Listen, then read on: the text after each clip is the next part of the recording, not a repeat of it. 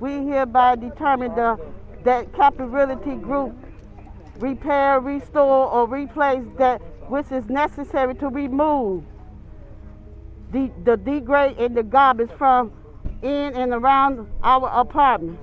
Mold, mice, and a lack of proper management. That's what residents at a low-income housing complex on the south side say they are enduring. It's a story we first brought you last week. Now, Reverend Jesse Jackson is demanding answers from the New York-based management company. In a pandemic, this is unacceptable. Yes, yes.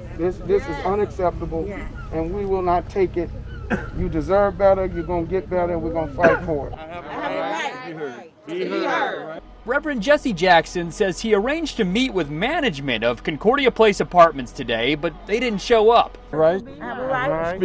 Speak. So instead, he met only with residents who showed Jackson and his Rainbow Push colleagues the mold and mice droppings in their units. We took these pictures today. You see, all the mold starts from here.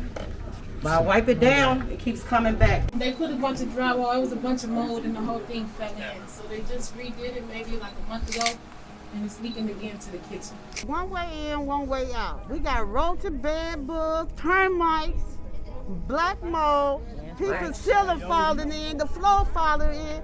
Our floor's lopsided, our refrigerator make noise. We had air conditioning, God knows we lowered the air conditioning so loud, louder than the TV. I feels like they don't care. They just patchwork up, come in, patchwork instead of fixing the problem. We're out here today touring and meeting and greeting residents. We made several attempts to meet with management to have them thwarted by management alleging that they've been exposed to COVID. And quite frankly, they admitted they were afraid of the media.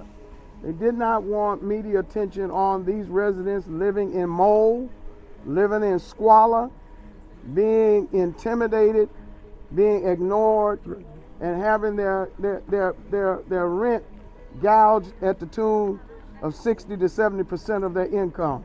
This is immoral, it is unethical, and we believe it's illegal. We first reported on the complex last week when we discovered the dumpsters here were for some reason hauled away, leaving the occupants of more than 200 apartments with nowhere to put their garbage bags for at least 3 days. The tenants receive federal rent assistance, but the complex is privately managed by a New York company called Capital Realty Group. After our story aired, management agreed to a meeting with Jackson today at his Rainbow Push headquarters. But management was right outside our headquarters here and refused to come in because they're afraid to address the media. They also were not available at the complex. But for the second straight week, someone who said they were security for the property asked us to leave as we documented the problems. We don't need patchwork and half doing the job. We need the entire job to be completed. Residents also sent us photos from the past couple years showing mice stuck to traps. They say management finally returned their dumpsters last week, but the rodent problems and mold remain. The children have nowhere to play. No activities for children in the midst of a pandemic. We have had enough. You cannot get away with fighting the poor. We come to fight for the poor.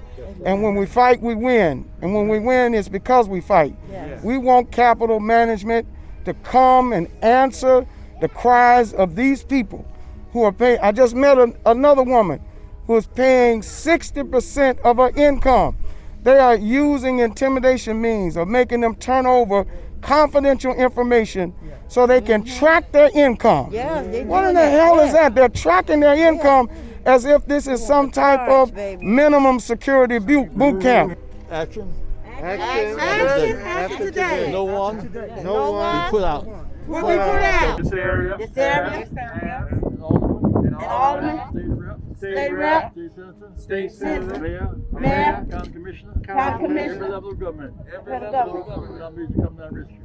Come to our rescue. Come to our rescue. But you must not be afraid. We will not be afraid. Help is on the way.